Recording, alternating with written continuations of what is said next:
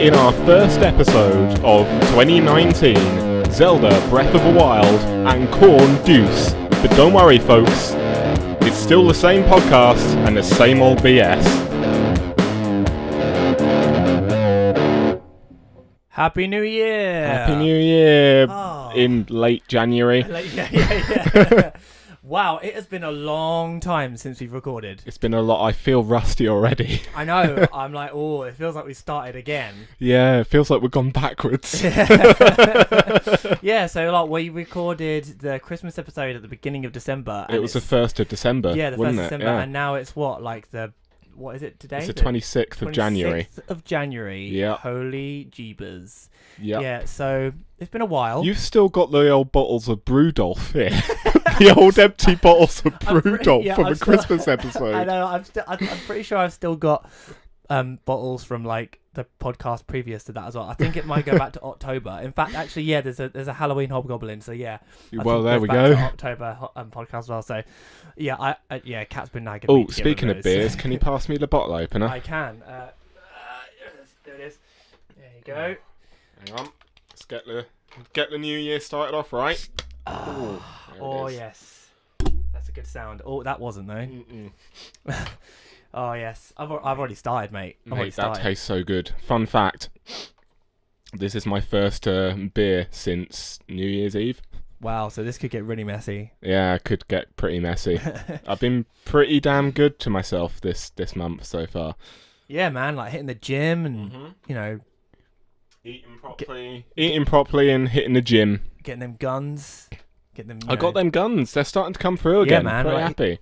I mean, you can't see because it's a podcast, but he looks like Gaston. Like he's got the full-on bulge in the arms. In the arms, possibly. The rest of me needs to catch up a little bit. But Don't skip leg day, Saul.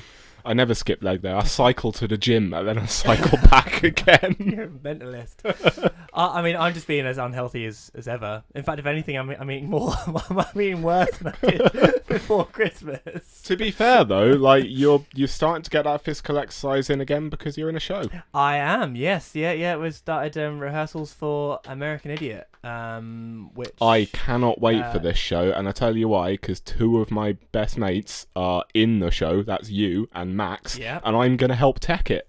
I know it's gonna be gonna so much fun. Exciting. Won't dwell on that because we're maybe doing something about that in a later podcast. Foreshadowing. Well, pretty much just blatantly saying it there. But yeah, so we'll leave that one. But yeah, so it's a big one today. It's a big one this time around. It's a big for those of you who did not listen to the previous podcast or have never listened to us before. Every podcast we do the entertainment exchange. Excuse me. One of us, we will both swap a bit of entertainment, a game, film, music, whatever, that the other one has never played or seen or listened to before. And then we come back the next podcast and we talk about it. We talk about our experiences and whether we liked it, whether we didn't, just our whole experience with the whole thing. Yeah. And so this time is a pretty big one. It is a big big one. The two things that we gave each other are two things that are quite important to us. Yeah, I'd say they shaped us in some way or form. 100%. Yeah, I mean, without a doubt. You kind of hit the nail on the head last time in that the things that we've picked, we both got tattooed on, like our bodies. So like obviously I've got. Where else would you have a tattoo, idiot? So obviously my thing is I gave Saul a KoRn DVD called Deuce. Yep. And I've got KoRn tattooed on my arm. I've got their signatures on my arm. And I gave you Zelda Breath of the Wild for the Wii U because I didn't want to give you my Switch. Yeah. So we sort of we've had those for like 2 months. Yeah, we've had basically. That's the reason we took such a break is obviously Christmas and all of that, but we wanted to give the right amount of time towards these entertainment exchange this time around because they mean so much to us. Definitely, we wanted to give the right amount of effort and attention and stuff. And I feel like we both have done that. Yes, I hope so. Anyway.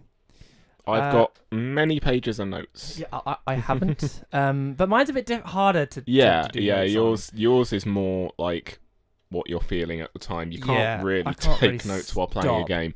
Yeah, yeah. I mean, I did during Life is Strange, but that's a totally different game to this one. That is. Oh, that reminds me. Episode 2 of Life is Strange 2 dropped not so long ago, and I haven't started it yet. I need to do that at some point. Sort it out, Saul. I know, right? Oh, cool. So I'm going to take a swig of the old brewski. I'm already way ahead of you. Grab my phone for notes, and I think we'll just go for it. I think we'll just jump straight in. Alright.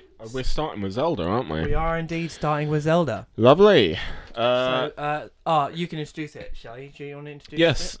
Zelda Breath of the Wild. This got released on the Nintendo Switch and also the Wii U. It got released on the launch of the Nintendo Switch, which was huge for Nintendo at the time, and I'm pretty sure helped launch the Switch to it being successful, or it being a successful launch. Wow, I could have said that so much more easier. It's been a while. So, Legend of Zelda Breath of the Wild is an action-adventure game developed and published by Nintendo. An entry in the long-running Legend of Zelda series. It was released for Nintendo Switch and Wii U consoles on the 3rd of March. Breath of the Wild is let's try that again. Jesus. Get your tongue around that. Breath of the Wild is set at the end of the series timeline, which is significant because no one fucking understands the Zelda timeline. It's still something that's argued today. I don't know whether, according to them, it's set at the end of this convoluted timeline. The player controls Link, who awakens from a 100-year slumber to defeat the Calamity Ganon before it can destroy the Kingdom of Hyrule.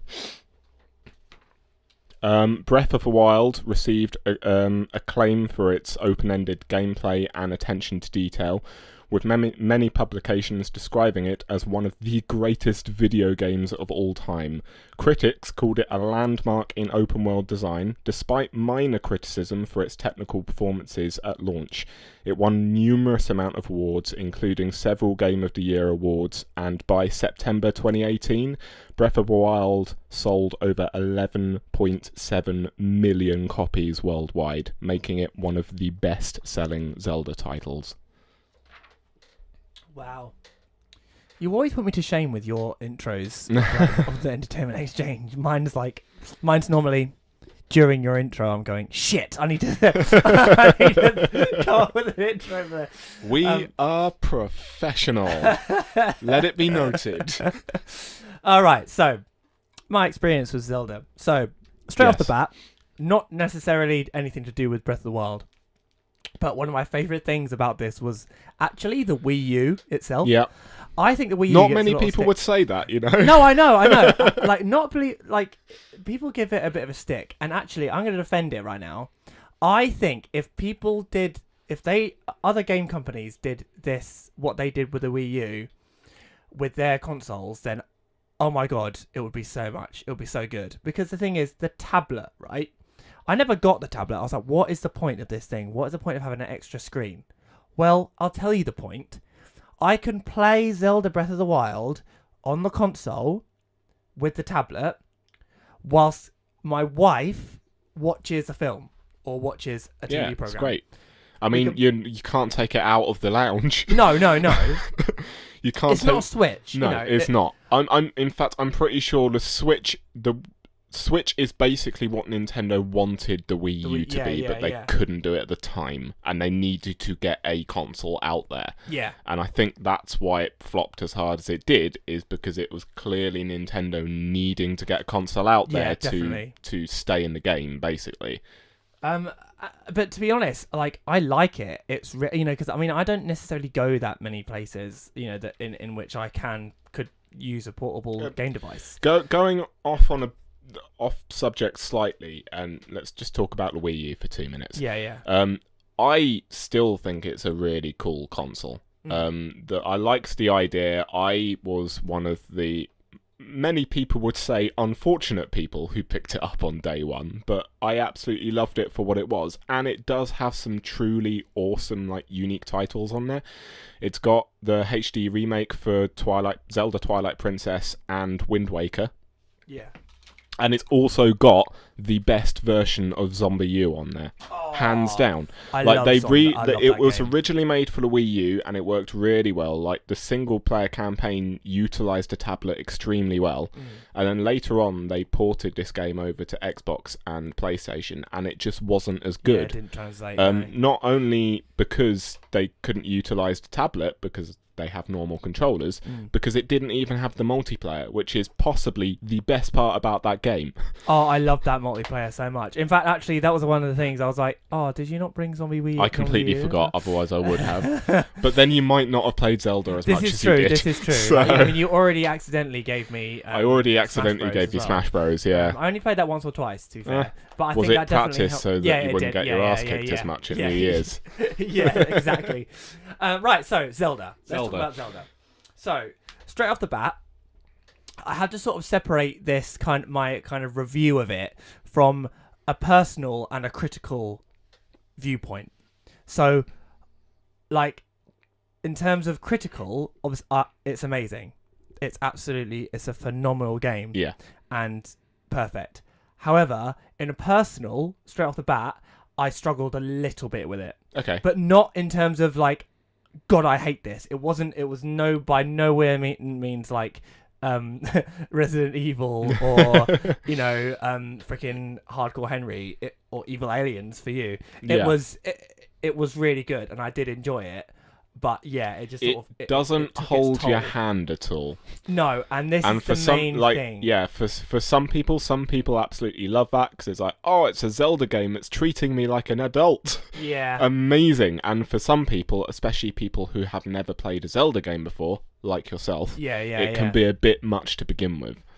And I think that's the thing that. For me, it's like, I mean, for example, like when we've talked about this before, but I normally put my games on easy now. I used to put it on normal, now I just put it on easy because I ain't got the time to keep dying and replaying. There is no difficulty setting in Zelda Breath of the Wild. Exactly. And if anything, it's really hard. It is to begin with, without a doubt. I actually started the game again in mid-December. Yeah. Mainly because someone who I follow quite a lot, Bendix, who used to work for Eurogamer, actually started the game and kept coming to me for advice for it, which was pretty cool.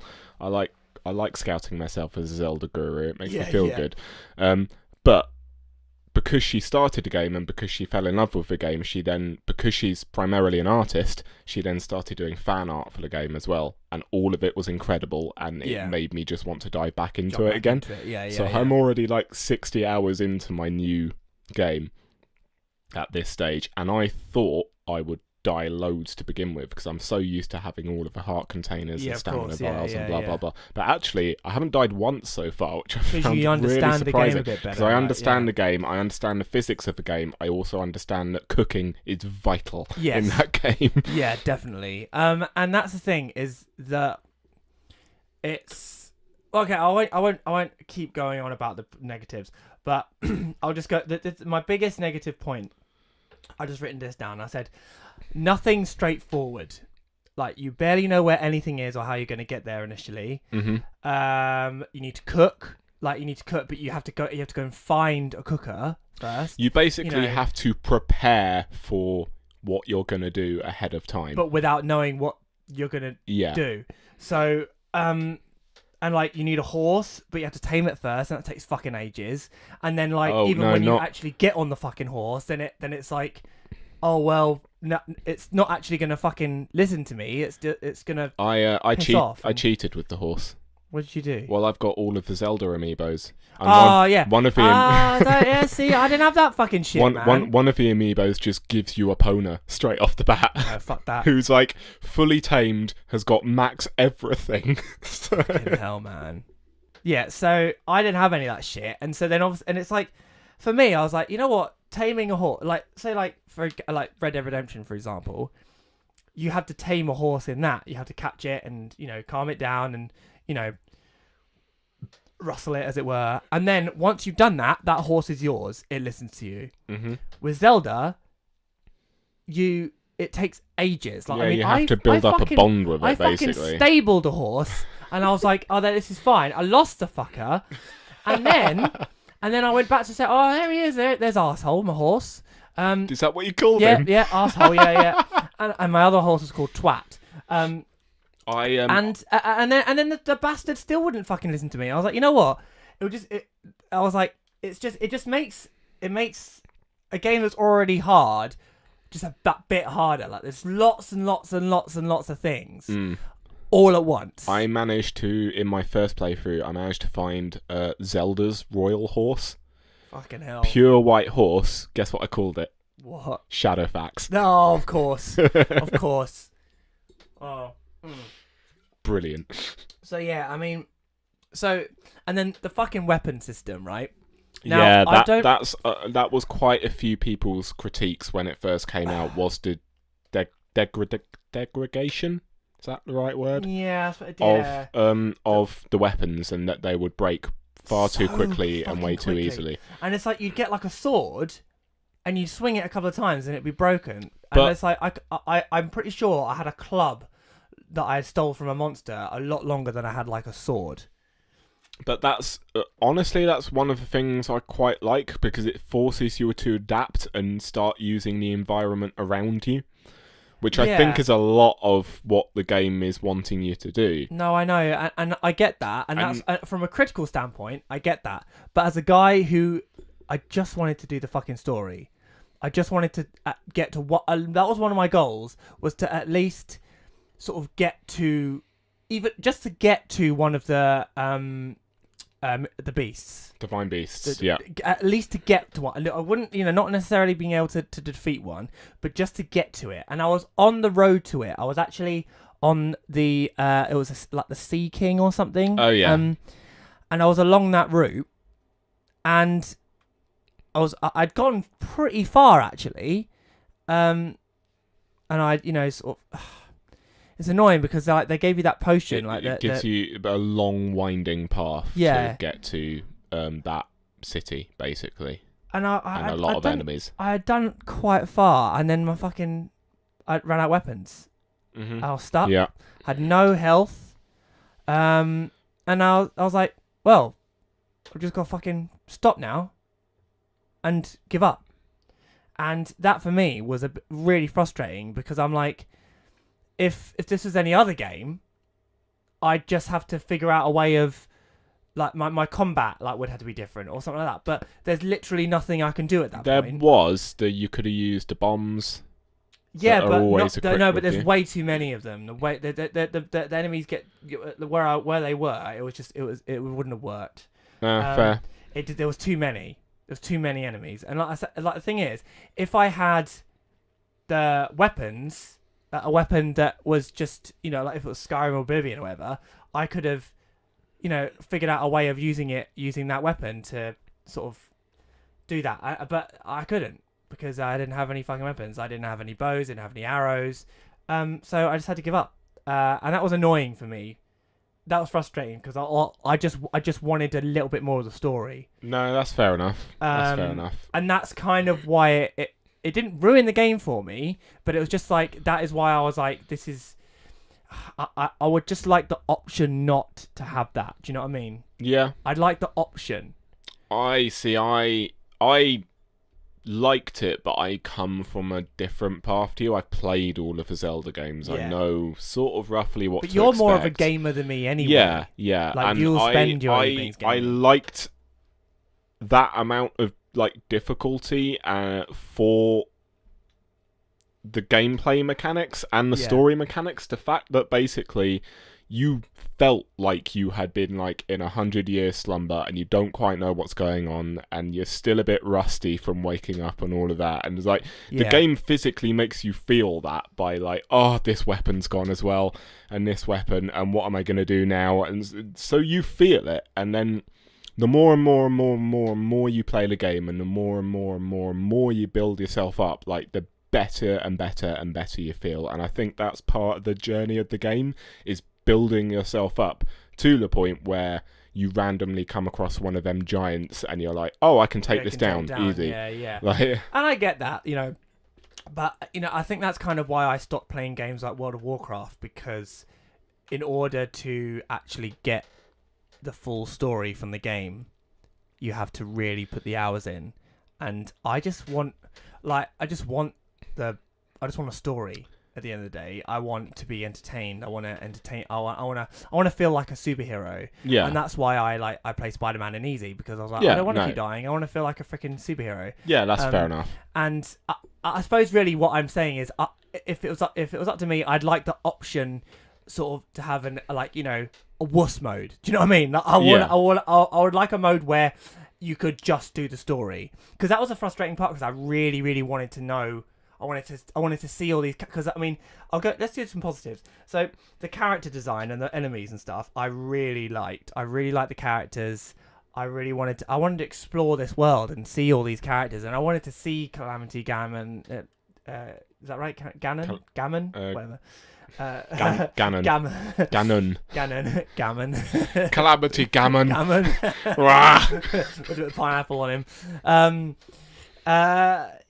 So that's the thing, was I was like, I liked it that much that's what made it frustrating, that I couldn't get to see more, if you see what I mean. Yeah. I want to be able to finish it and have the patience. It's probably a lot of the reason that I found my second playthrough more easy, is because I know the map like the back of its hand, and I know what to expect in each area, so I can preemptively prepare for wherever I'm going to without really even thinking about it, and that does make it easier. But equally, I think that's the joy of playing it through the first time, is learning all of that stuff to begin with, which you do need. Admittedly, you need more than like a couple of months to do that with.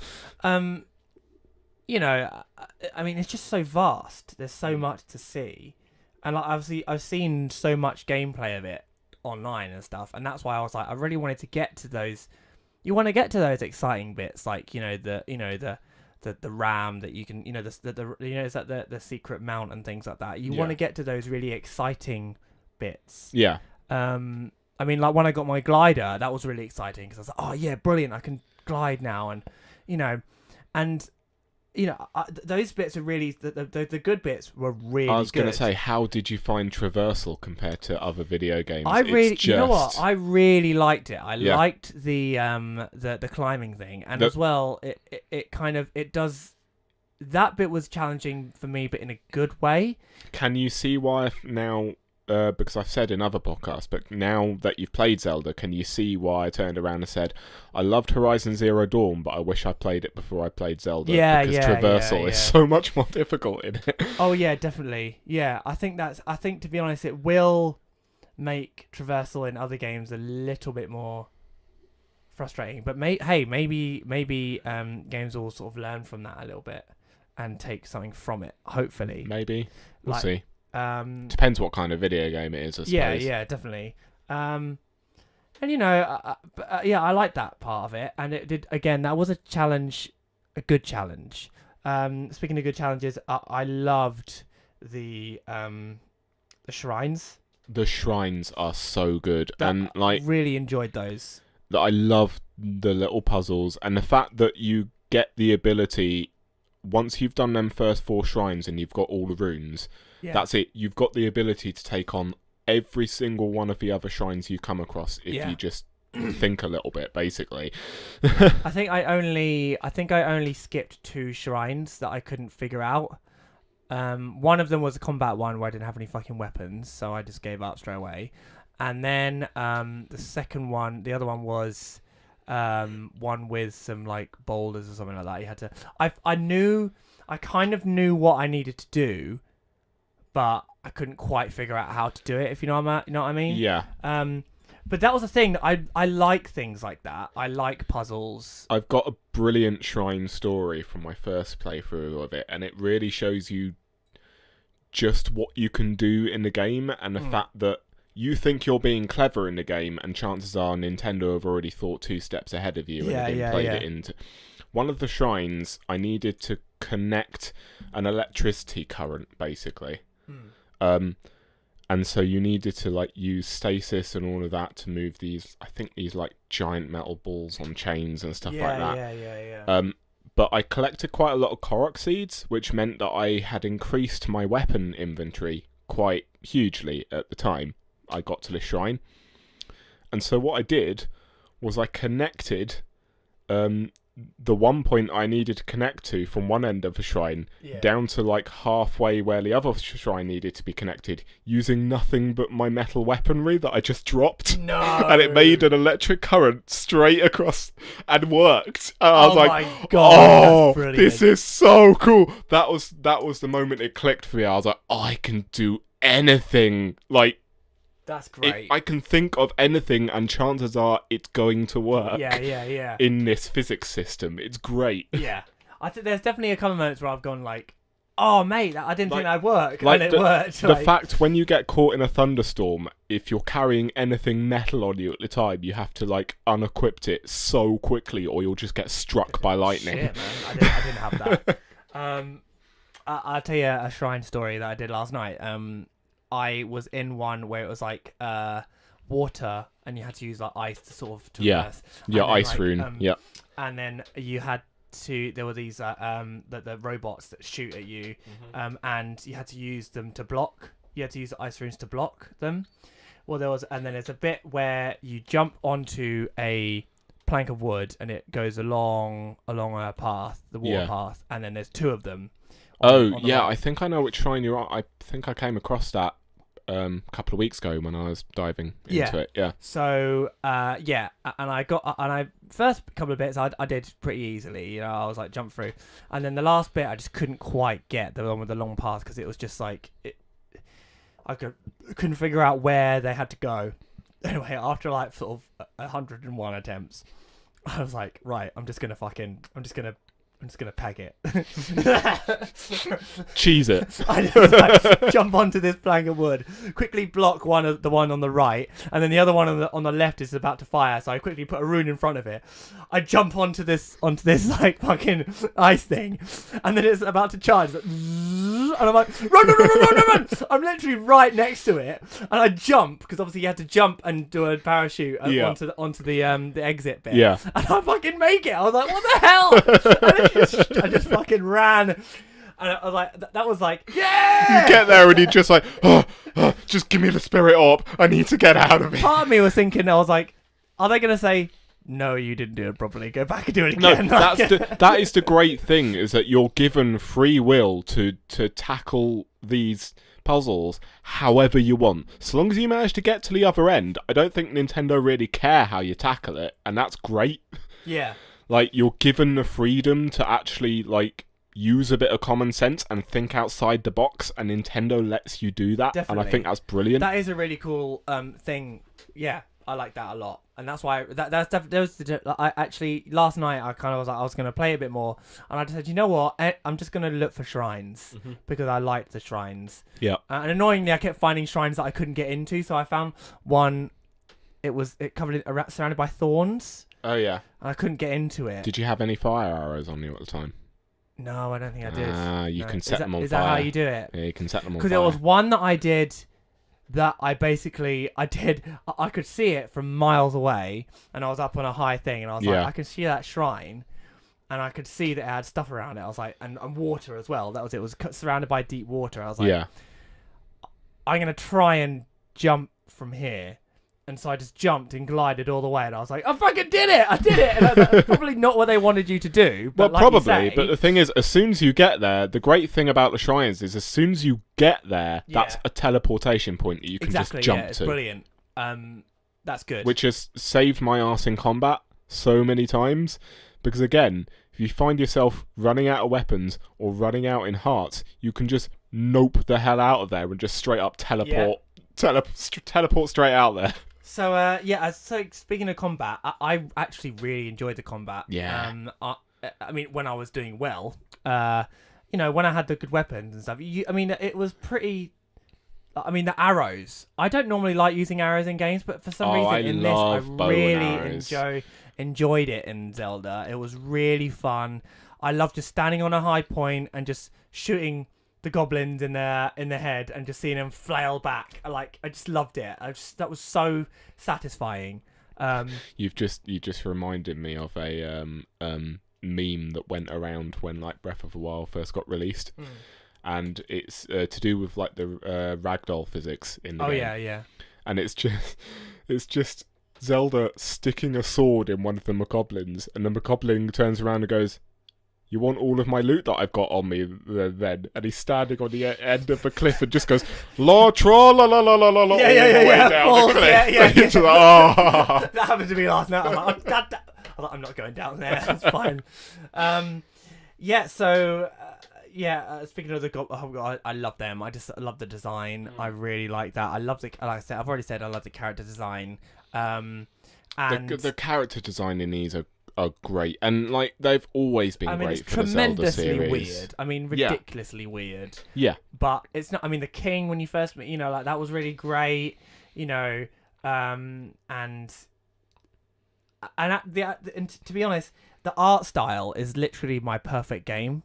Because I really, I like the realistic thing that we've got going on now. Everything looks super real. Yeah. But I like my platformers and things like that. And I think that will Zelda... age eventually. The realistic stuff will age eventually. Whereas this is timeless. Yeah, definitely. And like for me, this was like perfect. And that's why I've never really touched Zelda. So I've always been a bit like, what? Why have I not really? Because it's almost like my perfect thing. It's fantasy. It's because you never grew up with Nintendo. Well, yeah, that's probably the that's primary probably why. reason. But I just think the art is brilliant. It's really I think it's quite understated as well. Yeah. It's a very odd color palette.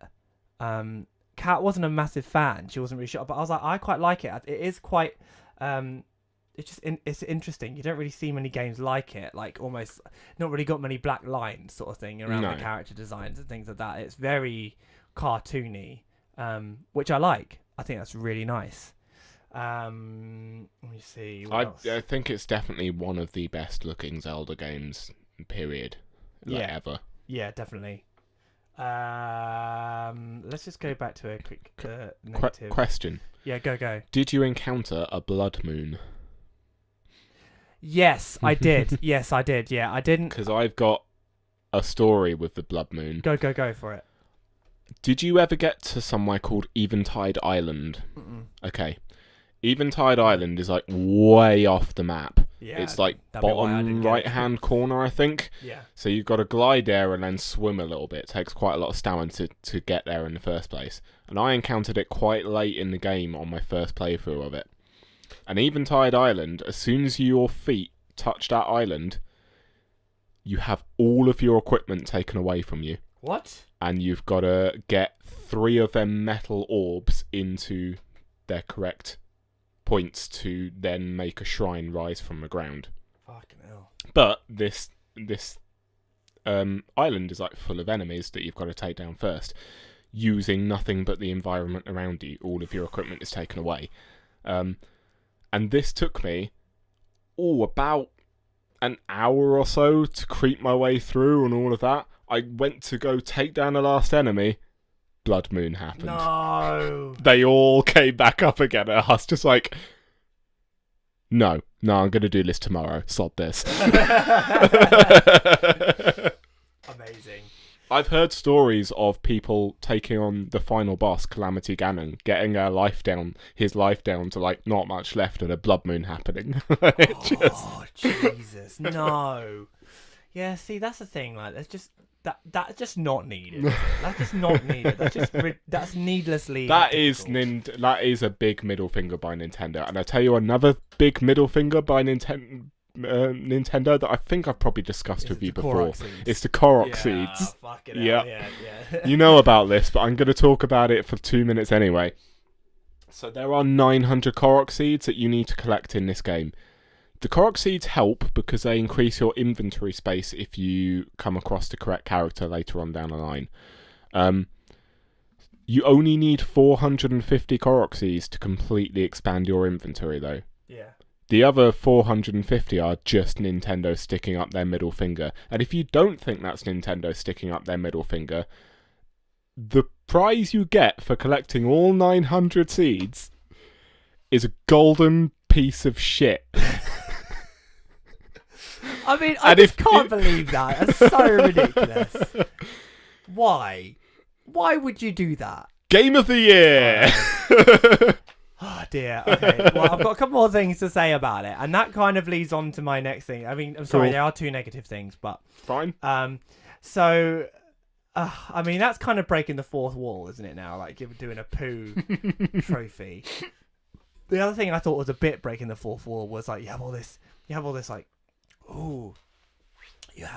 the Calamity Gammon is coming. Calamity Gammon? I know, Gammon. That's literally how I'm going to start referring to him now. It's Gammon. All your fault. I know. You have him with some fried egg. And a side of chips. And you have all, swords and exciting, the mythical beasts and da-da-da. And then it's like, but here's Zelda's camera that she took some pictures with. Wait, what? Yeah, like, they're the memories, aren't they? Yeah, but it's like, I don't know. It just that for me was a bit like, oh fucking hell, really? But like, there's a camera now. Ancient technology. No, it's not. It's a fucking camera. It's like Zelda doing some fucking selfies outside the castle, like No, that's you. No, have you done the selfie mode on the camera? It's great. Haven't. It's just that for me was a bit It reminds me of another thing that went around social media for a little bit when the first game first came out, and it was a parody of Facebook. It was like Hyrule Book or something like that. Yeah. And it's just a photo of Link holding a fish going, had like a whole day of fishing today. It was fantastic. And there's just a comment below it from Princess Zelda going, where the fuck are you? Yeah, I mean, it's like, she's like, Zelda is nearly dead. It's like, well, fucking hell, like, if you made it easier, then I'd be there, but I can't. And the other, speaking of the story, this is another bit that really wound me up. So this kind of, I suppose, is because of the nature of the game that it's like this, like the fact that you can go wherever you want at any point, you know. So they kind of had to touch all bases just in case you go to one bit and then another bit. There isn't much of a story for that reason. No. Not hugely. Well, the thing is, there is a story, and I know that there's a fucking story because I got told it about 4 times. From every character you come across. Yes! And it's like... you're Link. Haven't you been sleeping for 100 years? Yes, I have. Oh, let me tell you this story. I've already heard it. Yeah, and then it's like flashback that you can't skip. Oh, God, I know this already. The 4 mythical beasts. I know about the beasts. I know about the divine beast. And it's yes, Calamity Gammon. I know. And Zelda tried to take it on for herself, and she died, and she's nearly dead. I know she's dead. I fucking know. I know. You've told me already. And it's like, and the thing is, it's happened with the one character. It's like that old lady. Oh yeah, Impa. Yep. She tells me it twice. I'm like, you've already told me this. And then it's like, you've lost your memories. So you need to go follow these pictures. Oh, look, it seems that you can follow... There, here we go. I know! We've already said this. Oh, God. So that for me was a bit like, I get it, okay? I get it. Are you not telling me that you're not... So you're basically not telling me any new information. It's how many of the memories did you find? None. No, I found none. I found no memories. I honestly didn't get that far. Because it's fucking hard. Honestly, that's the beauty of this game as well, is that you can have an objective. I know when I first played the game, I was like, I got to the top of the highest peak that I could. I looked out, and as well as going, fuck, this game is beautiful. It's fantastic. I looked out and went, I'm gonna go over there. That's my objective today. And then you get distracted by 1,000,001 other things on your way there. Yep. Massive fuck-off robot that won't leave you alone. Until 4 hours later where you're like, what was that thing that I was meant to be? Oh, yeah. That's... Zelda's like, the Guardians. Yeah, the Guardians are terrifying. As soon as you hear that piano music, you're like, oh, no. And then you hear oh, shit, here we go. Bang. Fucking dead. One shot right at the beginning, yeah. But no, so sort of rounding up my thoughts on it. So I know I've sort of moaned a bit about it, but that's only the thing is I've only moaned because I want more. I want to finish the story. I want to see these divine beasts, but I just don't have the patience or the skill, to be honest, to do that. So that's why I'm a little bit frustrated by it, because I feel like that if I had an easy mode, I probably would have gotten a fair bit of the way, if you know what I mean. Yeah. I think it would have been done all right, but that's the nature of the beast, the divine beast, if you will. But I will say though that after playing it, I am definitely 100% up for playing another one. Oh, brilliant! Another one. All right. Really, really, really want to. So please, by all means, please do recommend me another one, because for another, we can exchange another one at some point. Yeah, trying to think what would be the next best one to go to from that. I'll have a think about it and come back to you. I would honestly quite happily play another one. Zelda 2 for the NES has recently just been released on the library of NES games that's come on the Switch. If you're an online subscriber, you're not getting that one. That one is hard as all shit. No, I think the earlier ones I'd struggle with. Yeah, I think so. I'm trying to think what would be the best one. I'll have a think and I'll get back to you on it. Cool. So yeah, overall, I'm glad that it's made you want to at least try out some more Zelda games. And honestly, I would quite happily, if it was, if I had a Wii U or whatever, then I would probably go out and buy it and play it a bit more. Yeah. Not religiously, because I mean, obviously, and that's the other thing as well. Obviously, Christmas came round, and then I got loads of games. Yeah, exactly. I got Spyro, I got Jurassic World. I got Little Nightmares. So I kind of took over it a little bit. So I probably didn't play it as much as I could have done. On the subject of Christmas, I got a fantastic Christmas present to do with Breath of the Wild. Of course. I got the Making a Champion complete collector's book, which is basically like a 600-page book of nothing but concept art for the game and interviews from the people who made it. Nice. Not only that, it was the proper collector's edition as well, which came with a glass spirit orb. No. Yeah, it came with like a canvas map of Hyrule. Hyrule, awesome. And it came with like a photograph of all of the champions that you come across with in your house, in Link's house, as part of the DLC. But it's like a proper photograph. It's really nice. Oh, that's really cool. Yeah. Also, did you know that, side note, that you can buy a house in this game? No, I didn't. It's a it's massive. It's a complete side mission. There's two massive side missions. One of them is renovating your own house. Yeah. And the other one is completely building up a village from scratch. That's insane. See, Tarry's Town. That's what it's called. I'd never get that far. Can I have the bottle opener, please, before we move on to the next bit? I'll just touch on what this game meant to me quickly. I couldn't have been more excited for this game when it first got announced, because when it first got announced, it was like, oh, this is going to be a Wii U game, and I was about to say, much like Kingdom Hearts 3, but it's nothing like Kingdom Hearts 3 because it didn't take that long to get released. No, it did not. Side note, you looking forward to Kingdom Hearts 3? Yes, I am. I'll talk about that a little bit later, though. Cool. So, and then when it finally got announced that it was coming to the Switch, the NX at the time is what it was called, I believe. It was like code name for it or something. I turned around and was like, oh, well, I need a Switch now, obviously. Even though it's going to get released on Wii U as well. No, I want it on the Switch. And then I saw that trailer, the one I showed you. Yeah. And I have no shame in saying the first time I watched that, I just bawled my eyes out because it was so beautiful, and there was voice acting in it, which has never happened in a Zelda game whatsoever. And so I lost my freaking mind over that. I lost my mind over the visuals. I lost my mind over the fact that all of the races from all of the games that I had played were all in there.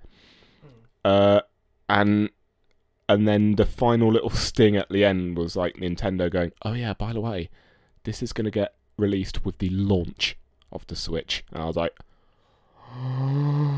Well, I had oh to get my one now. god. I'd already pre-ordered it by then, but I mean, that was me like cycling down to game immediately to be like, put Zelda on that as well, please. Yeah.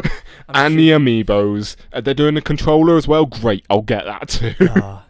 You and many other people, I'm sure. Yeah, I'm pretty sure that game is what helped launch the Switch to as successful a lot of people as it did. kind of called it a Zelda machine, didn't they? Yeah, really, and I when it think first quite came out? rightly so at the time. Obviously, it's not now. It's now proved itself to be far more than a Zelda machine. But at the time, I wouldn't have argued with you. No. And yeah, they're already in development for the next game to succeed Breath of the Wild. And if they go down the same route as they have for Breath of the Wild, I can't wait. One thing I wanted to ask you is that what is it about Zelda in particular that like sort of has sort of sparked your imagination, I suppose? Like, what is it that's really brought? And obviously, you played it with your dad and stuff when you were younger. I was about to say, I think that might be a lot of what it's to do with is because it was the very first Legend of Zelda for the NES was the first game I ever played. Yeah. And I remember playing it at the age of 3, sitting on my dad's lap as he guided me through it. And I think that is a lot of the reason I love not only Nintendo as a company, because I grew up with Nintendo consoles primarily. Yeah. It's why I love Zelda, is because it holds so many positive memories for me where at a time I wasn't in a positive environment. Yeah. That it was my thing to cling to. Like, I always had Zelda games. But outside of that, I've just always found the Zelda games like so creative, and like all of their characters, as mad as they are, I absolutely loved them because they were so outside of the box. And such a Nintendo way of thinking with like characters and stuff like that I fell in love with it. Like every single game that came out, I gravitated towards and like picked up a controller and probably wouldn't drop it again until I'd finished a game. Couldn't do that with Breath of the Wild. Took me at least like 120 hours to finish. Yeah. But like a lot of them, they've just got so much heart in them for me. Like I love them. I will always love them. That's why my back has nothing but Zelda tattoos on it. Yeah. Which I plan to expand this year. That'll be fun. But no, it is. I think it primarily stems from the memories that it creates. Yeah. But yeah, I will always love Zelda. I don't think that's ever going to change. Well, I hope so, because you've got a whole back. I know. No, it'd be a bit awkward, wouldn't it? Awesome. We really need to move on because we're sort of about 48 minutes in. Yeah, we talked about that for a while. We did indeed, yeah. I thought we would, to be fair. It's yeah, just quickly, as you just mentioned it, Kingdom Hearts, I am going to play it, but I'm actually not going to get it because I think it's actually out today or in a couple of days. I'm going to wait until after American Idiot is finished. I've waited however many years. Yeah, you can afford to wait for a tiny I just bit more. I want to be able to. I'll have something to look forward to after the show's finished. So treat yourself. Yeah, exactly. I'll be able to concentrate on it then more. And also, I've got loads of other games I can play in the meantime. I'll be fine. To be fair, like that's nothing this year. I say nothing this year has made me want to pick up on day one, and I picked up Resident Evil 2 yesterday, which came out yesterday.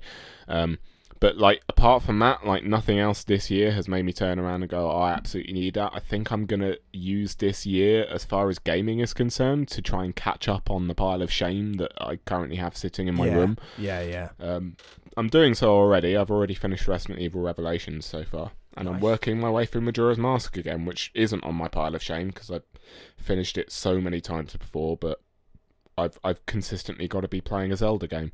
Yeah. It's just the way I roll. I know. Well, that's. I mean, I'm always playing games I've played before. It's just the way it is, isn't it?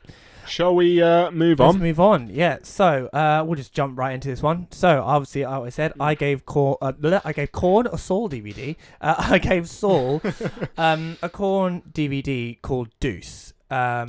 Deuce is the second DVD by the American nu metal band KoRn. It was released on June 11th, 2002, on the same day as the band's fifth studio album, Untouchables. The DVD was certified platinum by the RIAA. Don't know what that means. I'm just reading off of Wikipedia. The DVD includes the band's first home video, Who Then Now, and the music video collections of all the band's videos up until issues their album prior to Untouchables. Other extras include biographies of each band member, gags behind the scenes of the music videos, live concerts, loads of stuff. It's a very extensive a very extensive DVD, and I think I kind of warned you about how ridiculously vast it was in terms of a menu, and then the menu was. I'm sure you're going to talk about that. Get on to that. But yeah, this kind of straight off the bat. This is. I didn't give you an album because you've heard the music before. Yeah, my dad listened to KoRn quite a lot, so I always sort of grew up not 100% knowing who they were, but their stuff was always sort of in the background. Yeah. But this kind of, for me, was what made me really fall in love with the band. For me, that this kind of these videos of the behind the scenes stuff really made me fall in love with them. And then I can, to be straight off the bat, I can 100% see why. Yeah. So let's go for it. What do you think? Cool. Can I have a bottle opener for my second bottle? Yeah, go for it. Yeah. So, again, much like you did, I want to get the negative out of the way first, because primarily I loved it. I genuinely did, but there was one thing that did annoy me, and you could probably guess what. Yeah. I do know what it is, but go. I loved all of the content that I watched. All of the content that I watched was great. Enjoyed watching it.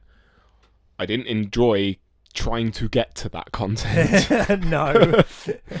When you first gave it to me way back when, in the Christmas episode, and you said, it's got a really expansive, menu system, and you've got to input codes into certain things to unlock certain things. The video game brain side of my head went, oh, that sounds amazing. That's really cool. And it was really cool for, the first 20 minutes, and then it just got really, really annoying. Yeah. See, the thing is, you have to really, really want to see that stuff. Yeah. And KoRn know that. I think they knew that when they were doing that. They were like, look, if you really want to know about all our secrets and shit, you have to really dedicate your fucking. You can spend days on that. Honestly, I think I could probably tell you that I probably spent more time in the menu than I did actually watching the stuff. Yeah. And that just is trying to get. That is this was me, maybe, an hour and a half into the experience, going, no, I've already been there. Yeah. No, I've already done that. No, I've done that. That's taken me somewhere completely new. Where are we now? Yeah. What the fuck is going on here? I haven't finished in that fucking room yet. I haven't finished in that room yet. I'll go back to that room. Oh no, it's just taken me to another room. Where am I? God. It really confused the shit out of me, and I'm fairly certain I watched everything that was available, but I might not have at this stage. Well, one thing I will say is that I said to Saul, look, there are two big documentaries on the thing there. Who Then Now, and there's Deuce, okay, and then there's all this other extra stuff.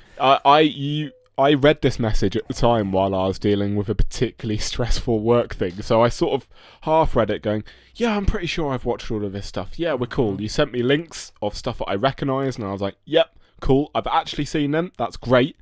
Awesome. I then got back home, went to the gym, came back, calmed down a little bit after my stressful thing at work, and was just double check the links just to make sure that I wasn't chatting shit and that I did actually watch all of this stuff. I was like, wait, two documentaries. Shit. Wait, I can remember one of them. Did I watch the other one? This was last night, by the way. Yeah, this was last night. Did I watch the other one? frantically message Adam, what were the names of these documentaries? Just so that I can double check. It was Who Then Now? Who Then Now? And Deuce. You know, the title of the DVD. Shit, I don't think I watched Deuce. Which is the longest one. It's like 2 hours long. I'll get around to doing that right now. And the thing is, like I said to Saul, I actually did the same thing. I didn't realise. I watched Who Then Now, and I was like, oh, that was really short, because it's only about half an hour, I think, Who Then Now, 45 minutes. I was like, oh, there's not really that much there. It's like, fair enough, okay, fine, whatever. And then like I went through all the menu and I did all that stuff. I was like, this is good, but it's a bit of a pain in the ass to get like not really worth it. And then I was like, oh, there's a whole other massive documentary I can watch. And then I was like, fuck it, this is worth it. This was worth it now.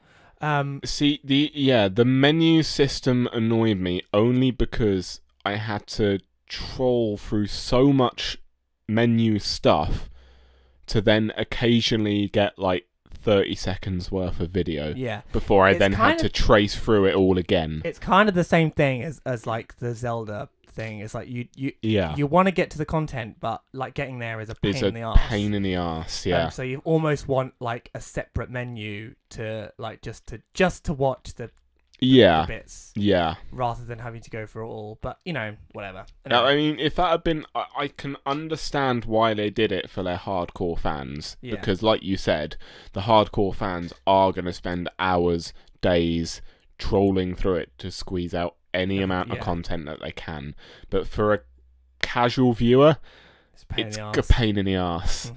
That really was about the only negative I had about it was the menu system. But it was quite a big it's a big hindrance. It's a big hindrance. But anyway, let's jump over that. As a result, the notes that I've got, I started with Who Then Now, which was the first documentary. Their first 2 albums, right? So that's like on heading my notes, and tailing my notes is the second documentary because it was the last thing I watched. So what I'm going to do is I'm going to go through the notes for Who Then Now first, and then I'm just going to skip to the end, and then touch on some stuff in the middle. Cool, fine, sounds good to me. Brilliant. I'm going to have a swig of beer first. Well, this is what are we on now? We're nearly at about an hour, so that's all right. That's fine. We got half. I'll crack on. It's fine. Okay, so going through notes here, Who Then Now, which was the weird. Oh, but on the subject of the menu system itself looked really cool, and this is coming from someone who doesn't like watching horror films. Yeah, I did warn you. I was like, don't worry, it's not horror. But it looked really cool. Like the effort that must have gone into just creating the menu system, I can commend if it wasn't such a pain in the ass. Visually, looked brilliant. Yeah. So Who Then Now is like on a tricycle, just a picture Jigsaw, Saw, and what he's riding, pretty much. So the very start of this documentary, I didn't expect bagpipes to start this film. Just a whole lot of bagpipes, and I was like, but I thought KoRn was a metal band. Okay.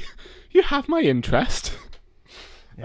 John on the mountain playing the bagpipes. Blind was the first song that is played. Yeah. I actually remember this song. I remember having it on an MP3 player way back when. I had an MP3 player, and my dad just like dropped random songs onto this thing. Yeah. And I remember me and my younger brother at the time both had MP3 players, and I got all of the cool shit like KoRn and Guns N' Roses and Bon Jovi at the time, who, although he's a bit of a prick these days, his music's still great. And my brother got, I think one of them was Barbie Girl. Oh wow, fucking hell. He definitely got the short straw. He definitely and caught a punch the short in the face. But I remember this song being on there, and I remember listening to it lots, because I think that's what like drew me into the documentary. Is I heard that song and something like lit up in my memory of like, fuck yeah, I remember this.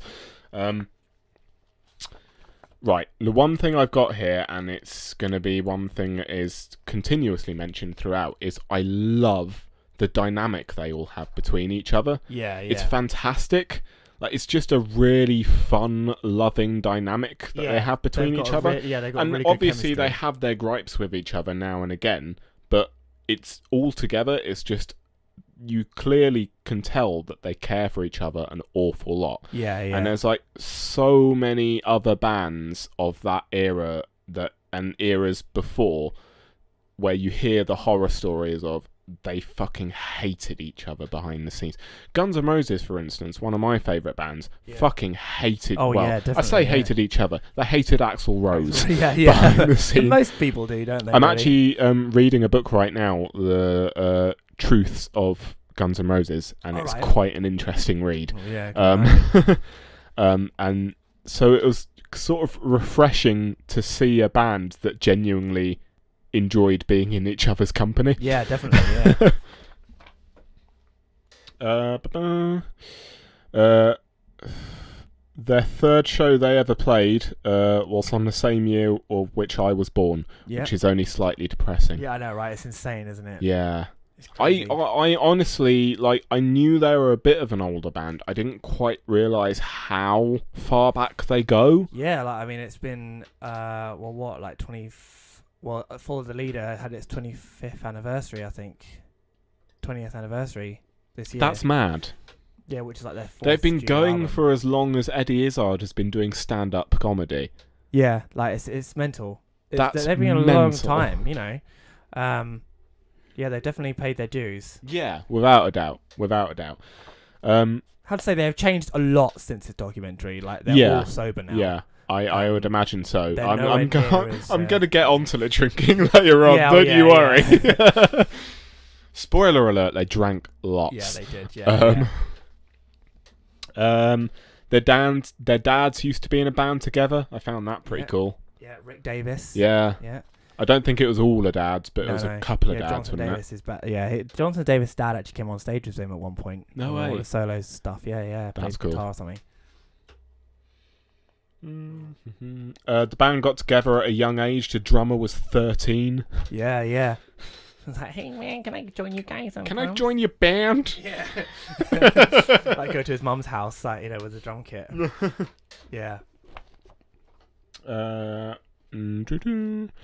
I just put in brackets. What was I doing at 13? Not much. Yeah. Exactly. I know, right? It's really depressing. Right. I was probably playing Zelda. Let's face it. Oh God, yeah. I don't even want to think about what I was doing at 13. That's not. This will get R-rated real quick. Yeah. Next song, Shoots and Ladders. Yeah. By the way, if you want to stop me at any of the songs and sort of talk about your experience with them, then feel free to do so. Yeah. If, well, a particular song jumps out at you, then I definitely want to hear about it. Their producer at the time absolutely seemed to know what he was doing and how to get the best out of that band at the time.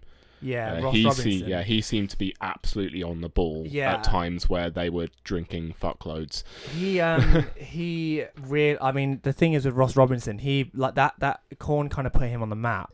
He then produced Slipknot's first album as well. No way. Yeah, and like his methods for getting the emotions out of people was quite drastic. He actually basically put Jonathan in fucking therapy. He was that horrible to him, basically, to get the emotions out. And it works. You can see that in the record. In fact, I'm going to skip to this now while we're on the subject of like the recording sessions, where you can see Jonathan just pouring so much emotion into his vocals, like physically crying while he is when he's doing getting these songs out and Kill You. It resonated with me so much. Like, fuck, it made me respect him so much more because you could physically see just the toll that singing this song was taking on him. Yeah. When I first heard Daddy, which is the one where I don't think they recorded him singing that song on that, but it is the one where he's crying and stuff. Mm-hmm. And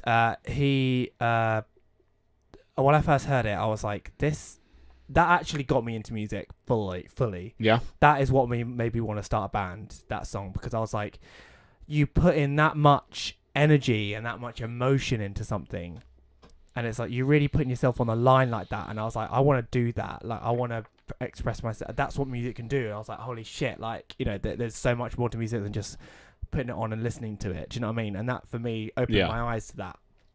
And so, yeah, seeing the recording of it was, when I first saw it, I was in tears. I was like, this is insane. It's like me with Zelda games. Yeah. It just brings us to tears. It definitely does. But yeah, Ross Robinson, go back to it.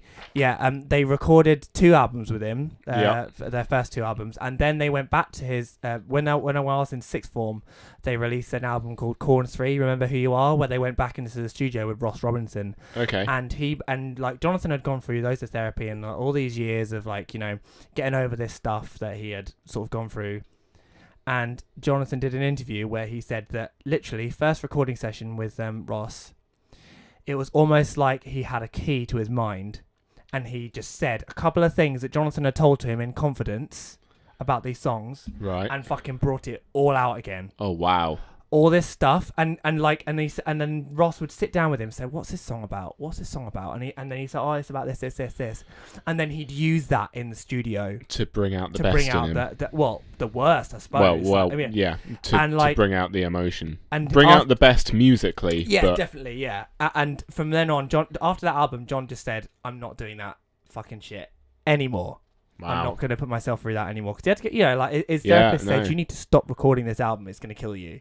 Yeah, I mean, yeah. If I put myself in his shoes and I had to sing about some of the stuff that happened to me way back when, I'd struggle. I'd struggle hugely. So he went through a lot of shit, and yeah, I mean, Ross, like, you know, like I say, he brought it out, and loads of artists wanting to work with him. Yeah, and he has worked with some big artists. Fantastic. Because of that. But yeah, obviously, yeah, he clearly can, as stated before, he can clearly get the best out of the band that he possibly can. Definitely.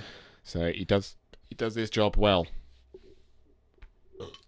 Even if a bit unorthodox. Even if a little unorthodox, but sometimes the best stuff comes out of people being unorthodox. I think he threw bottles at Slipknot when they were playing. Jesus. Yeah, get the anger out of them.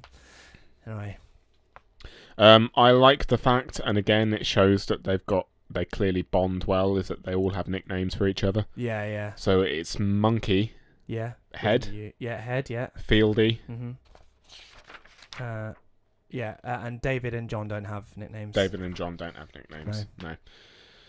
Well, John technically did have a nickname. He used to be like HIV because of something that, again, I sent you a thing of which I should touch upon, but everyone used to say he was gay. That's in his blooper reel thing, isn't it? It was basically him just embracing it. Yeah, like, just being so fuck it, yeah, sure, why not? And that's kind of, that basically was me in sixth form. Everyone was like, "You've got to be gay," and I was like, "Well, I'm not. I like women, but you know." Sure, if you want to think that. It's like, I mean, you know, I'm bi, so I do like, you know, guys as well. But like, it was just, I'm not fully gay. Like, I do, you know, I swing more towards women, and so like it was, and people were like, "Oh, you've got to be gay. You just got to be. Look at the way you act." I'm like, "Fine, fucking hell, whatever." You know, you know, and I kind of ham it up. You know, I am quite. You own it. Yeah, exactly. I fucking love it. I don't care. You know, if you want to call me gay, call me fucking gay. I mean, your nickname's Queenie. So, and that's where it came from. That's where it came from. You know, that's honest, and again, it's something that you've just embraced. There's a banner behind me right now. Yeah. Of Adsbond Queenie that was for one of your Queen stocks. Yeah, and you know, it's Queenie. You know, and I was like, you know, what, if you want Queen stock, by the way, is your like yearly. Yeah, little like birthday festival music type thing. I've got a big head. Festival myself. But yeah, so like that, you know. That for me was something that I used to watch all the time, was that Johnson thing. You know, he was like, you know, "Hello, sailor." You know, like, I love it. It still makes me laugh to this day. It's great to see the fact that he just doesn't care anymore and he just fucking owns it. He's just like, gay. yeah, well, fine, fuck it, it's whatever. Just the way that it's edited as well. It's like, "I'm not fucking gay. I'm not gay. I like dick. Big old dick. I like small dick. I love dick. And then he just sits there and he's like, "You got some cum? Come here, drunk off in my mouth." It's so fucking disrespectful, but I love it. But like, if that's his way to just fucking deal with it, I know. like, whatever, man. I used to say it all the time. He just sit there, just like in silence. I was like, "You got some cum?" And that's how me and Adam became friends. God, it's great. Sorry. Yeah. Makes me laugh. So, what have I got here?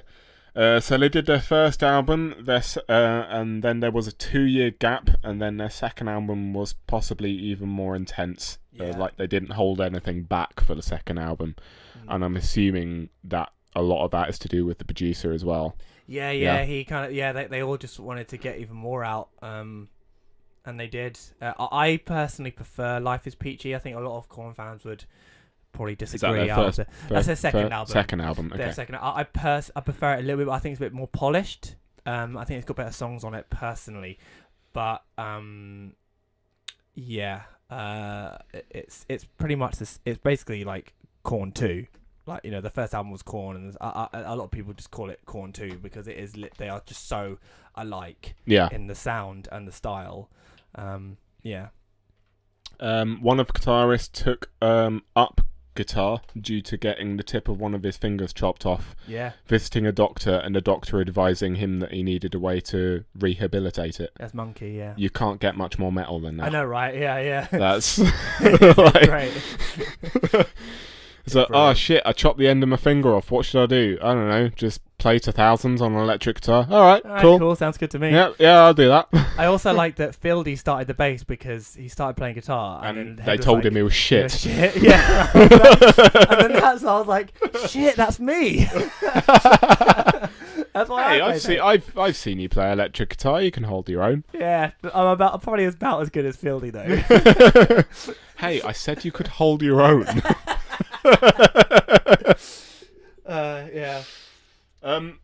Watching the documentary, especially in your younger days, it seems like the drummer seemed like the wild card of the lot at the time, probably because of how young he was. I suppose. Yeah, I mean, maybe. That's the impression I got personally while watching it, but I suppose they were all wild cards, but he seemed. I kind of feel that David is quite the calm one. I mean, they don't speak to him anymore. No? They kicked him out of the band. Oh, shit. No, he took a hiatus. Okay. And along with Head as well. Head took a hiatus, but he's back in the band. But yeah, they just won't let him back in. And no one really knows why. He badmouthed them a couple of times. Oh. But so did Head. Like, Head really badmouthed them, but I suppose Head's... I don't know. Maybe like they go... Head goes a bit further back. Okay. Than David does, I think, in terms of friendship. So... Yeah, Head became like a born again Christian. Really? Yeah. I don't get that impression watching the documentary. No. He went through a big thing. Like, I mean, he had a meth addiction. And, oh wow! Okay. Like he quit the band because like he just had a documentary come out actually about his him and his daughter because he quit because like he was like, I need to look after my daughter properly. Because I can't let her be around this rock star lifestyle, and he quit and became proper full on Christian, like got baptized in the River Jordan and shit like that as well. Wow, like jeez. Big time Christian, and he calmed down a little bit. He did a solo album and things like that, and then then one day a couple of years ago they said, hey, they were at a festival together playing, and then they were like, by the way, there's a guitar set up if you want to come and play, and so he just came on for Blind. Oh, and nice. so like how's like that?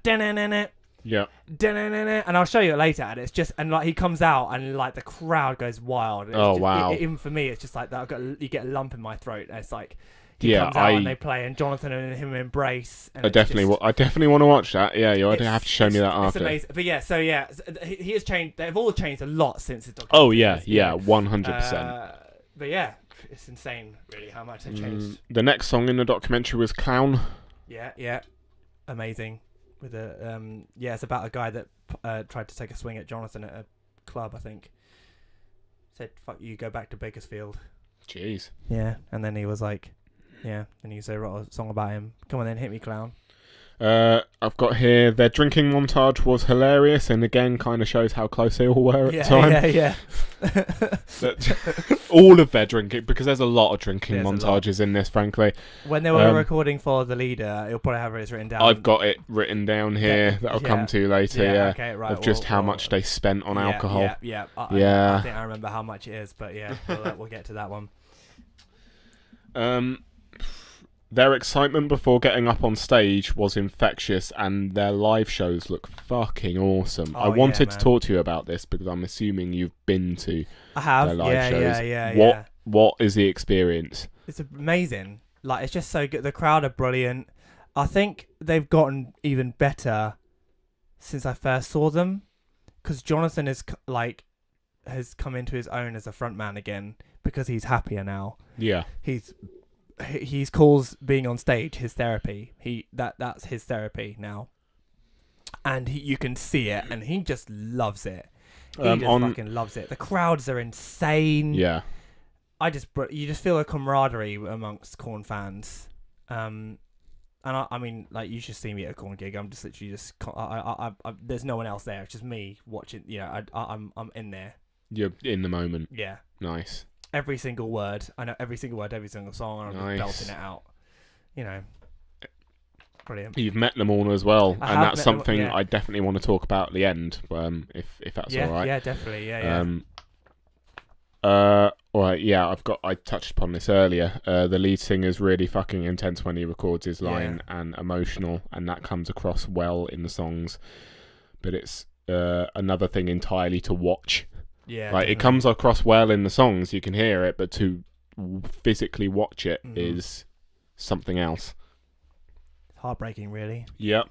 I've got the next song here. Sorry if this offends anyone. I'm going to say it once and then not again. Faggot. Yeah. Yep. Literally, that's probably one of my favourite songs. Yeah. There's a reason it's called that. Yeah. I'm assuming. Yeah. Well, because it's Jonathan being called it's a faggot and stuff. It's what you called upon earlier of him consistently being called gay and him just owning it, and clearly owning it so much that he decides to write a song about it. Yeah. And that for me, I did a cover of it on YouTube, and it got it did pretty well. Nice. Not toot my horn or anything, but because it just When's the last time you checked? I don't know. I think it was about 2,000 views I was at last time I looked. But that's not important. It's shit. It's a really shit cover. Don't look for it. But that everyone's going to be looking for it. Yeah, go for it, whatever, if you can find it.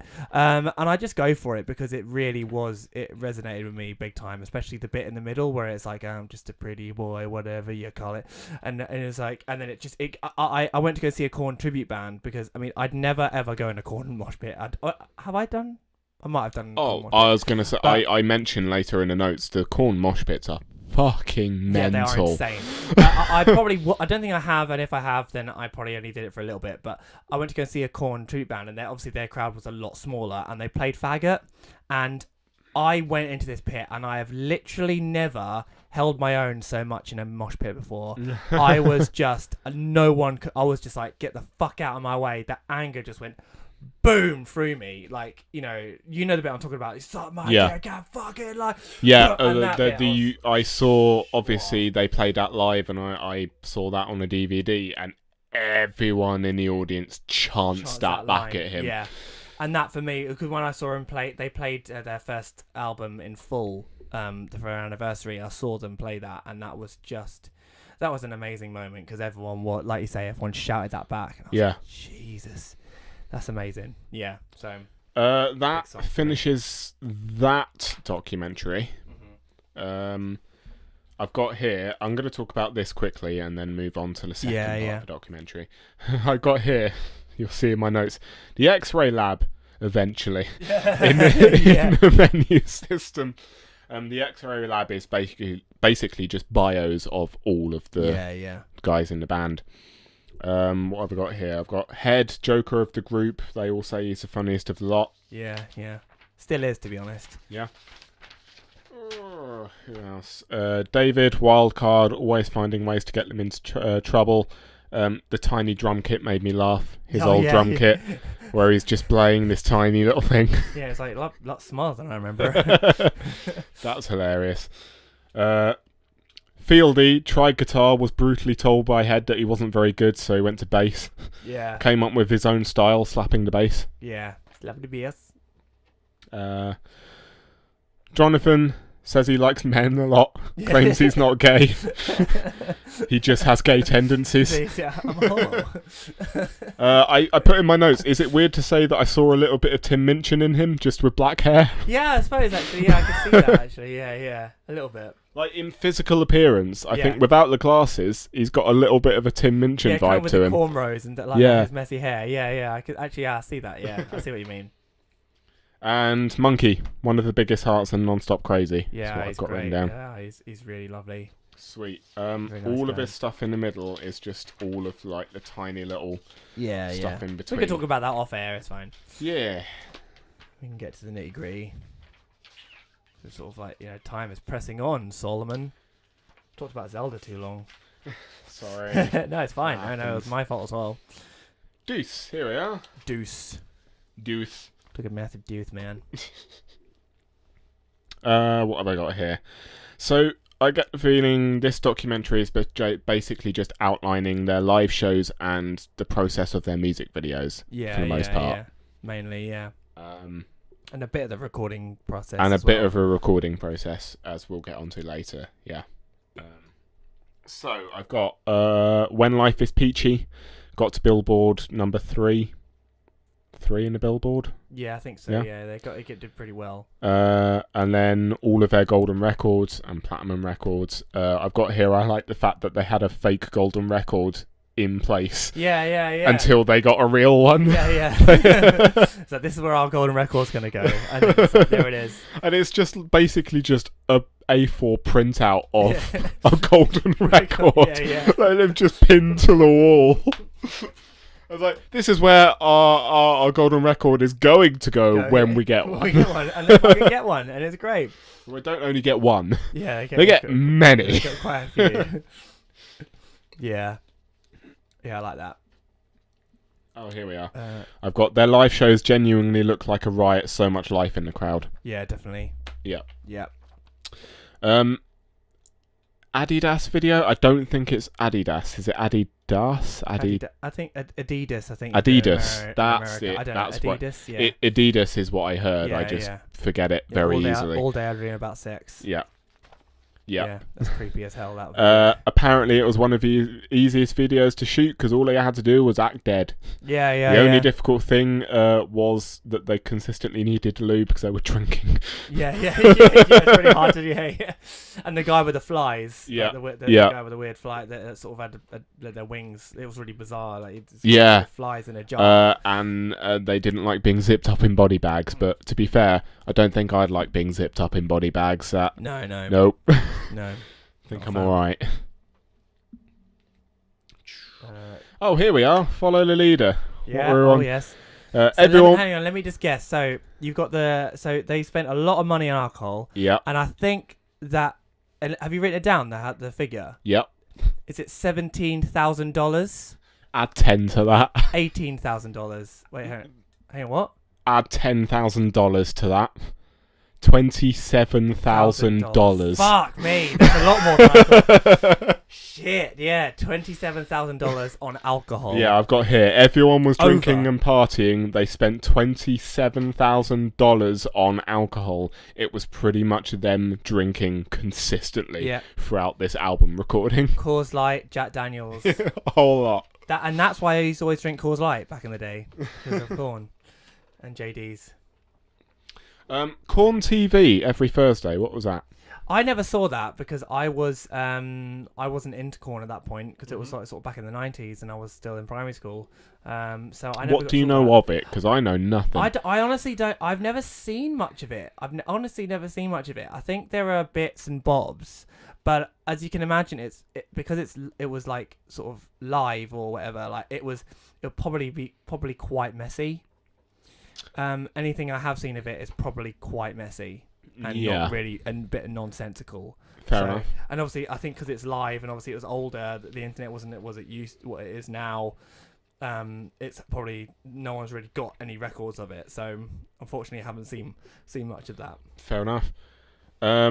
I've got here, they always seem to have a laugh and have a good dynamic between them. Yeah. I told you I was going to be consistently saying that because I wrote it a lot in my notes. Yeah. But it is quite clear to see throughout the entire documentary just how much of a close camaraderie. Yeah. Fucking They're hell. very close. These 2 beers, man. I know, man. What's it? Shows that I haven't drank in a while. Yeah. These 2 beers are going straight to me.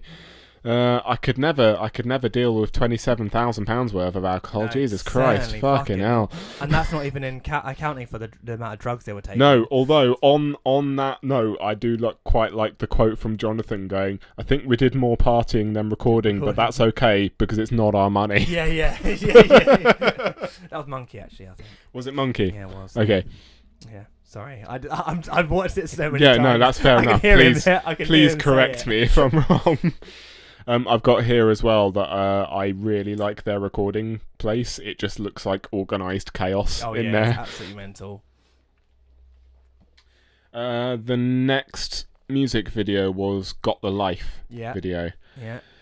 There's a lot more going on in this music video as far as action is concerned, fast cars, explosions, and I like the fact that they all just had a massive barbecue party and just genuinely invited all of their mates along and just threw a few lights and cameras in there just to pick up footage for that. Apparently, there's a rumour that Eminem turned up to that and gave Fieldy a demo.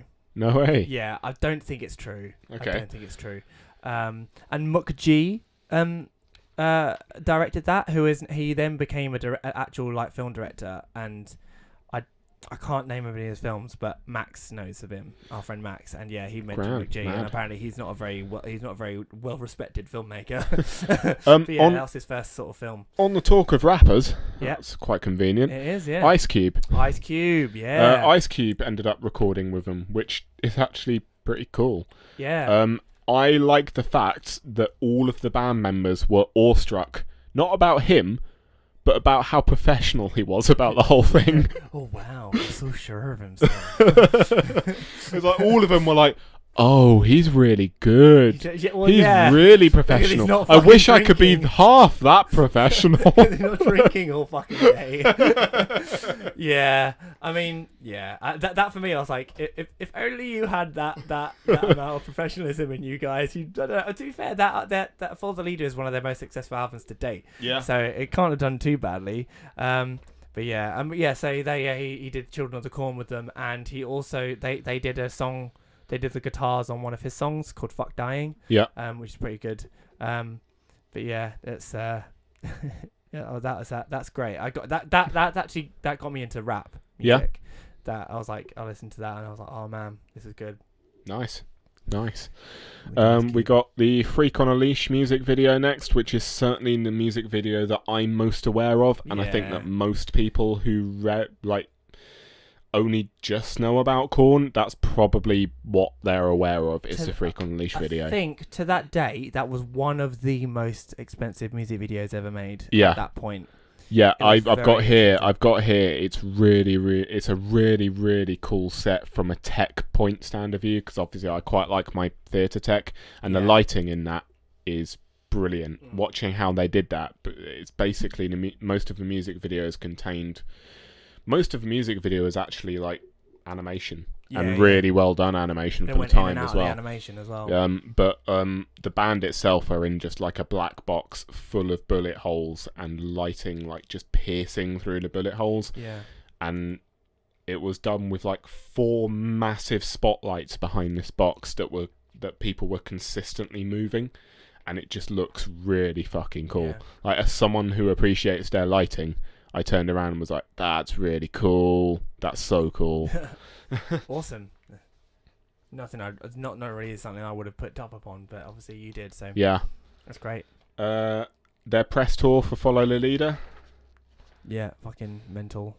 Yeah.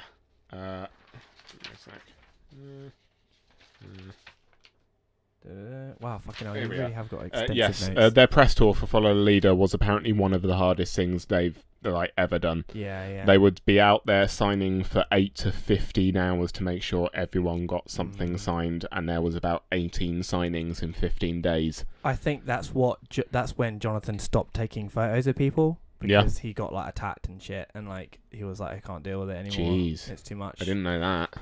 No, yeah, because when I went to go meet him, they were like, no picture. When John came, they were like, Jonathan doesn't do pictures. Don't ask him for one. All right. But then I went onto his tour bus afterwards, and I got a picture with him, which you can see right there on my desk. Yeah. So, he only does it for like sort of in small confined spaces, as it were. That sounds really dodgy.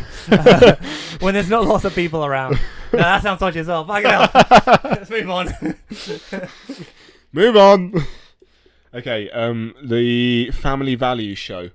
Yeah. Halloween show in DC where they all dressed up in full glam rock. The audience thought it was a joke, but they just kept them on for the whole show. Yeah. I've got the Family Values DVD actually. I'll let you have a if you're interested. There's more documentary on that, and that's really interesting as well. Like it shows you more partying and debauchery. Their usual antics. Yeah, at the time. Normal KoRn stuff really. Issues recording session. There was a lot less drinking this time, and they were a lot more focused this time. Is what I've got from that.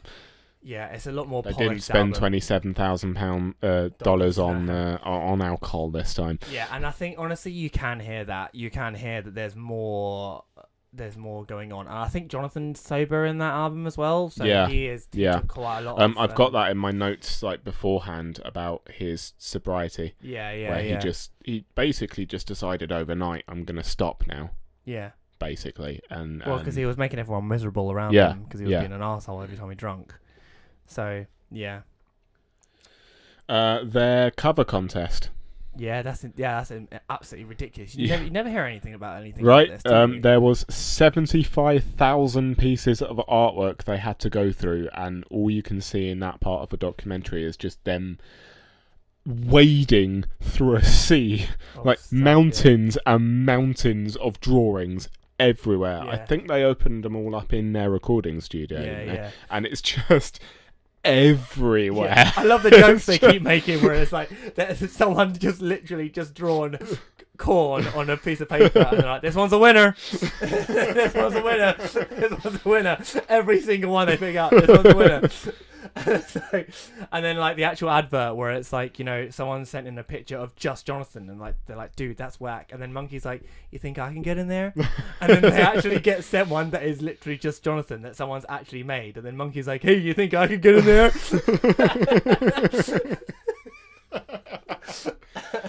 Which one did they go for already, Ed? I will show you. It's I've actually got two of them. Oh yeah.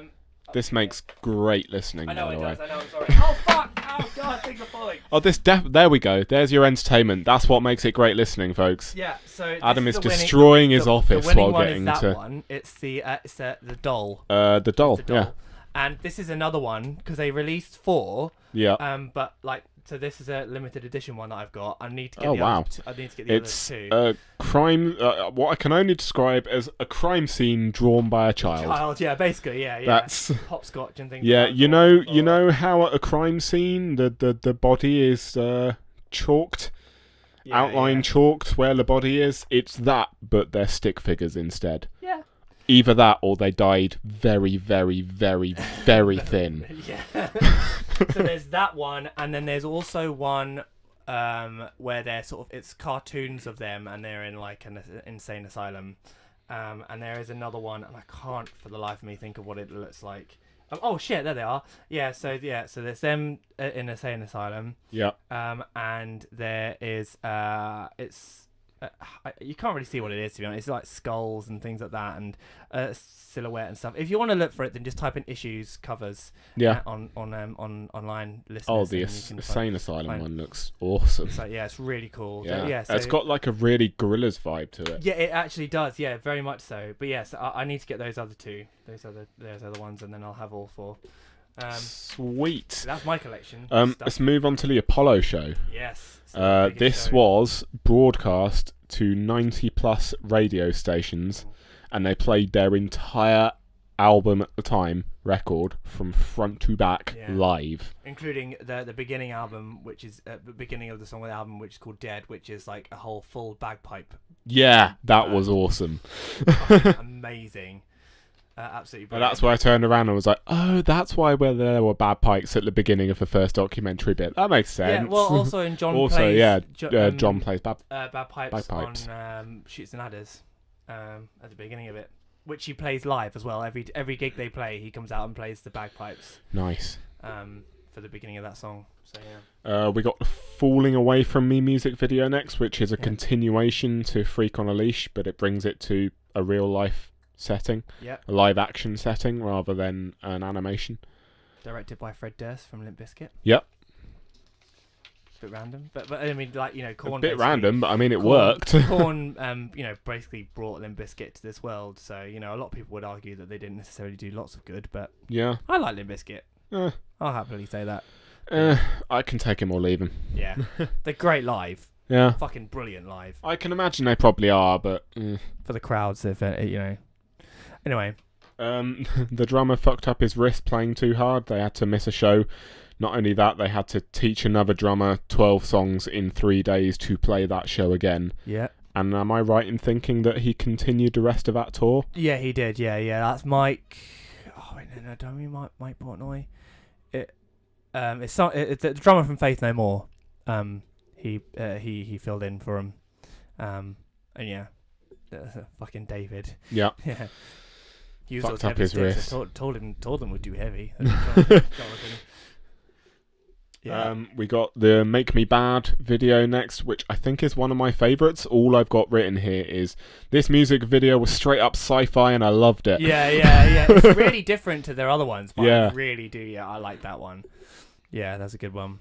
There was a section of a documentary where all the band members are with their children, which was kind of adorable, and that must mean like a bit more to you now with Elsie. Yeah. And it was really nice to see like a completely different side to them from like their recordings and their live show stuff. Yeah, definitely. But they're a lot more. I say they're a lot more mellow. They are a lot more mellow, but they're still like having a laugh. Yeah. Head was such a good, like, you know, I mean, he wasn't a great dad to his daughter, but like he was so lovely to her. Like you can see, like when he's sort of going back and forth with her, like, whoa, yeah, you know, and stuff like, and playing with her and stuff like that was like, oh, so good. It's just a shame that it all sort of went downhill for him, but he's a lot better now. That's good. They all are a lot better. Yeah, they all seem like they're on a good road these days. Oh, Fieldies is Christian as well now. Wow. Sorry, just throw that one out there as well. He's a big Christian as well. Nice. He's got a tattoo of Jesus on his fucking face. Jeez, that's commitment. Yep, a little bit. We got the pre-show, which is just them being mad as always. It's great to see. And the great line from Matter, are you ready to rock? Yeah, are you ready, John? Yes. No. Well, somewhere like Baltimore or somewhere in America, I'll be ready to rock. Hey, you ready to rock? Fuck no. You ready to rock? Yeah. Fucking love it. Hey, John, are you ready? That's my line. Love it. Playing in their hometown, sold out, pretty special. Yeah, Bakersfield, CA.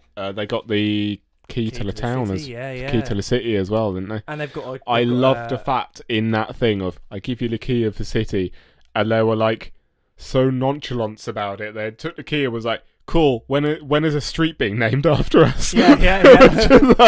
And ironically, they got a street named after them called KoRn Row. Nice. Apparently it's a really fucking dodgy street though, so I was like, I want to go to KoRn Row, but I don't really want to go to Bakersfield for it. And then the after show, which was just everyone in good spirits, even though stuff went wrong, they just took the piss that stuff went wrong. They were like, there was a certain point in the show where I just didn't care anymore. Yeah, like, fuck it. Oh, I love it. Oh yeah. Somebody, Someone music video. Yeah. I've got here, quick video, 1 room, 1 day, just a stripped down basic video. Yeah. And the fly comes past you like this. You mean the bullet? And then the last thing I've got here is Woodstock. Yeah. Which was one of their favourite shows of all time. Still it was is. the most nervous they've ever been about the show. It was their biggest rush, and it was the biggest crowd they ever played for. Yeah. And I think it still is to this day, right? It still is to this day. Their Yep. biggest crowd and their favourite show. The final thing, this is what finished... So that was me, I think.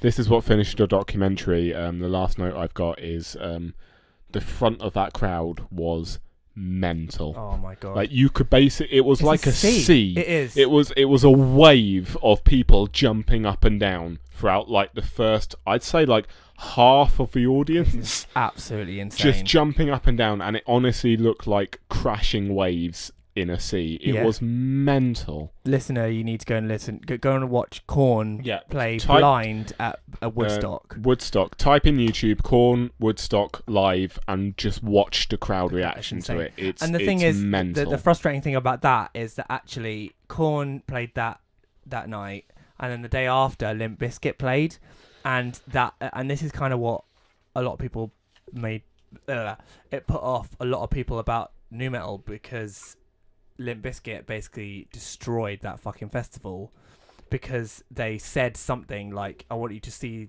you put your anger to good use, and people were starting fucking fires and started ripping things off the stages and things like that. Fucking hell. Went mental, and basically like it made national news. And like KoRn, like have in other documentary I saw, they said like they had the best gig of their life, and then the day after fucking Limp Bizkit destroyed it by like, you know, I mean, to be fair, anytime you talk to them about it, they always say Woodstock 97, whatever it was, that is their best ever gig they've ever played. I mean, it looked it from what I could see from a documentary, like that looked like it was one of their best shows. Yeah, 100%. Just from the crowd reaction. I mean, I wouldn't want to be there. No, Jesus Christ, I think I would have got trampled. Yeah, oh, definitely.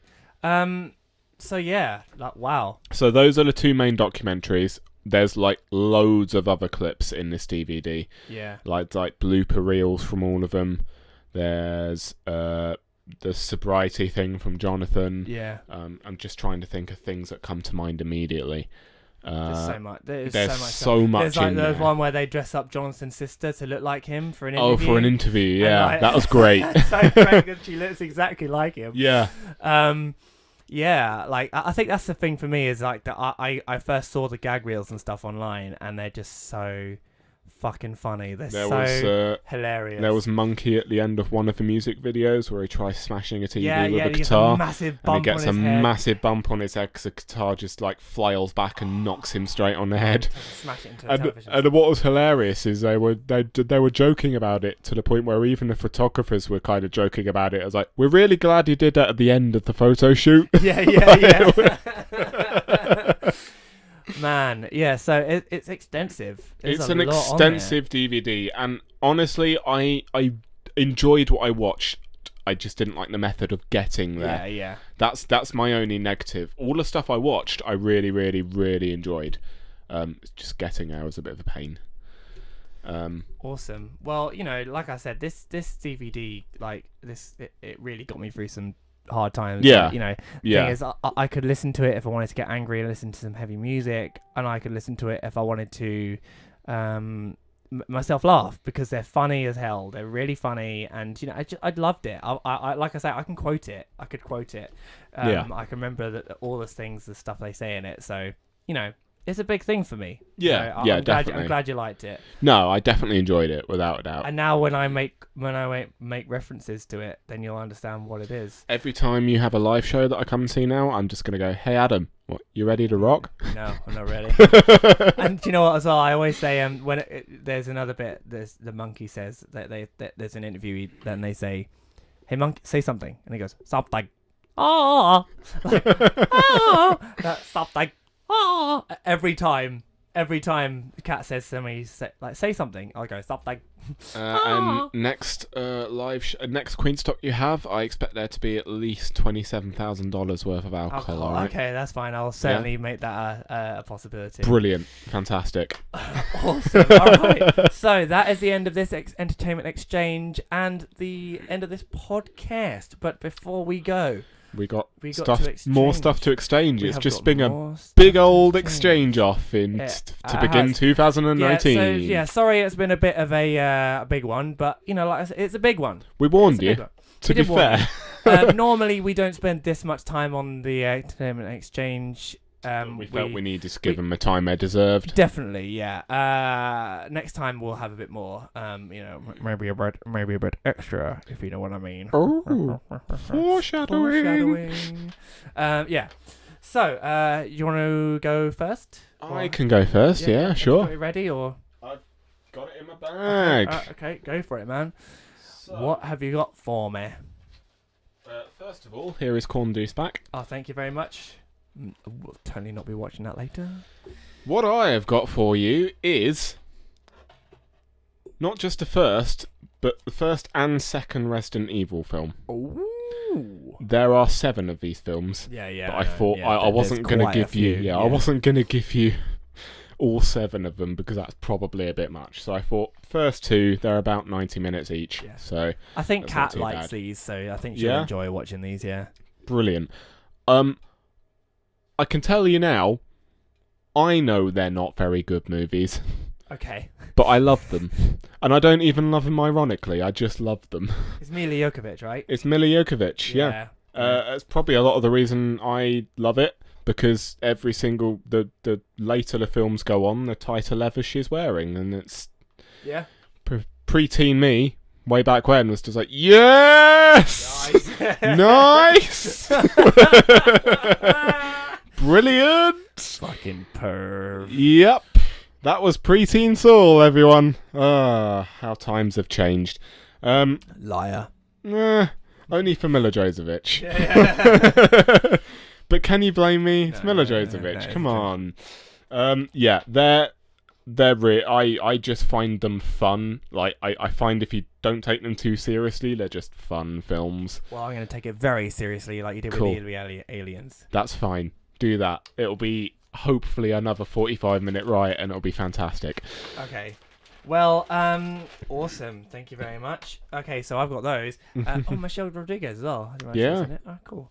Yeah, well, kind of along the not along the same vein, but a similar sort of thing. I'm giving you In Bruges. Ooh, we talked about this Christmas, didn't we? Christmas. I couldn't believe you hadn't seen this film. It is absolutely brilliant. Brill. I'm not going to tell you anything about it. It's starring Colin Farrell, Brendan Gleeson, and Ray Fiennes, which is hilarious. Which me and Max find is really funny, right? Because there are 3 Harry Potter actors in this film. So obviously Ray Fiennes is in it, and he's the one who plays Voldemort. Yep. And Brendan Gleeson plays Mad-Eye Moody. Yep. And also the girl who plays Fleur Delacour is in it as well. So it's a Harry Potter reunion. It's Harry Potter with an 18 certificate badge thrown on yeah, it. it is indeed. Yeah, it's nothing like Harry Potter at all. But no, it is absolutely fantastic. It's hilarious. It's dark. It's great. Brilliant. I genuinely look forward to it because I always tell myself it's one that I really should get round to watching at some point. Max introduced me to this one, and it's great. Fantastic. Awesome. Well, lovely. Oh shit! That's how much you care about that fucking film, innit, Saul? I didn't even mean to drop it. I'm so sorry. Yeah, well.